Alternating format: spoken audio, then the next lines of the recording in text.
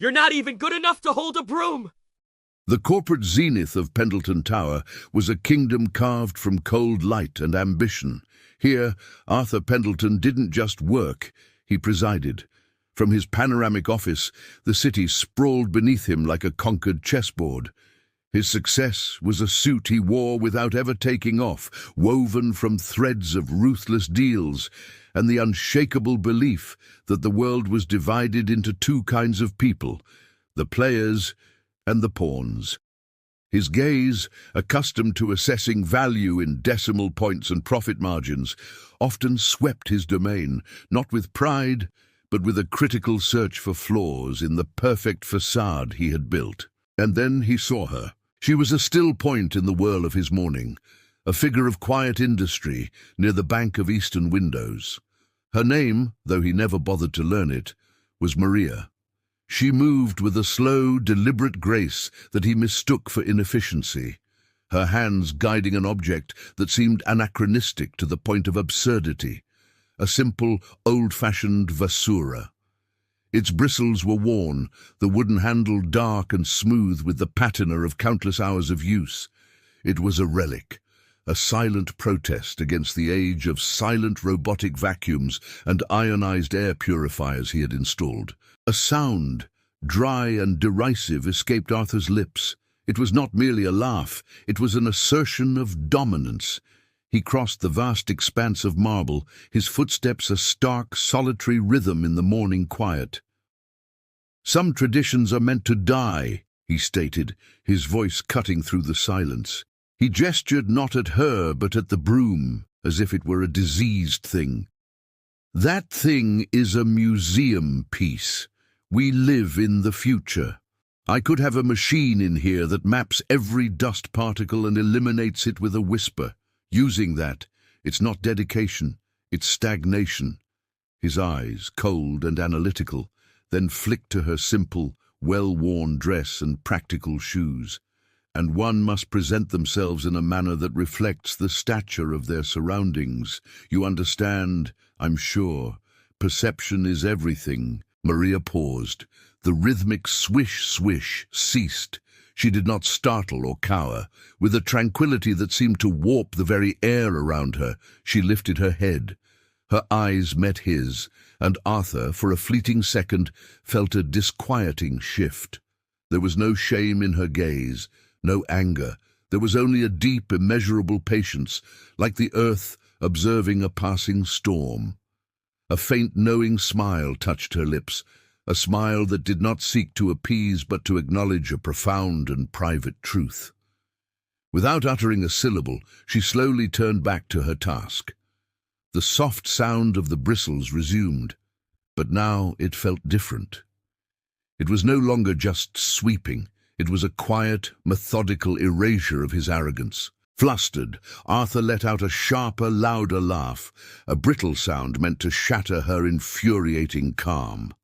"Suit yourself," he muttered, retreating to his desk, the encounter leaving a strange, bitter aftertaste that his morning espresso could not wash away. Weeks later, the flawless edifice of Arthur's world began to crack. A flagship investment, a hyper-intelligent AI startup he had championed, was revealed to be built on fraudulent code and empty promises. The collapse was not gradual, it was a detonation. Stock values evaporated like mist in a gale. The vultures of the financial press circled, their headlines etching his failure in digital ink. The once respectful silence of his staff was now thick with panic and the scent of impending doom. The kingdom of glass was trembling, and Arthur, its self-crowned king, was suddenly a beggar at its gates. His most trusted advisor, face ashen, presented a single fraying thread of hope, a meeting with the Anchor. This was not a formal title, but a legend whispered in the hushed corridors of high finance. An investor of almost mythical reserve and unimaginable wealth, known for salvaging empires not for profit, but as a connoisseur salvages art.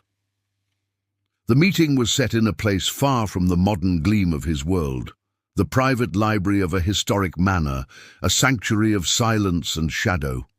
The room smelled of old money, of leather-bound wisdom and dust that had settled before his grandfather was born.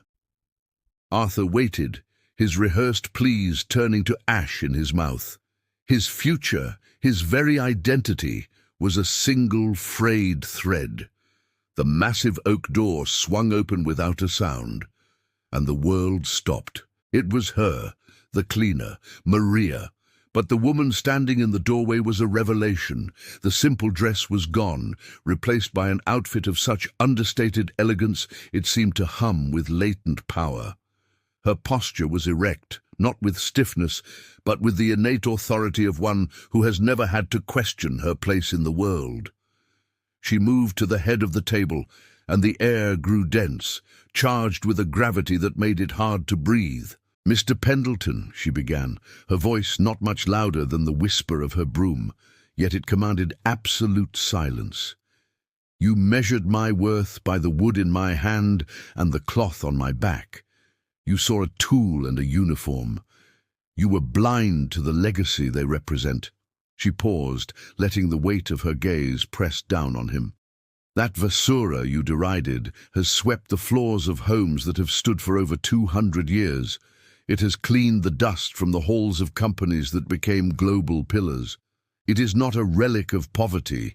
It is a symbol of a foundation built by hands that were not afraid of honest work. A foundation so solid, no market crash can shake it." Arthur felt the last of his composure crumble. He was not just looking at a wealthy woman, he was looking at a different species of power altogether. His was borrowed, leveraged, a castle built on sand. Hers was inherited, earned, and deeply rooted in the bedrock of history. "My clothes," she continued, her tone softening with a hint of sorrow, "were a choice, a daily homage to my mother, a woman who crossed oceans with nothing but that same broom and a will of iron. She taught me that true wealth is not what you flaunt, but what you hold within. The empire she built, which I now steward, is so vast that your entire company, at its peak, was a rounding error on our balance sheet. You laughed at the symbol, Mr. Pendleton, because you were incapable of comprehending the empire it serves."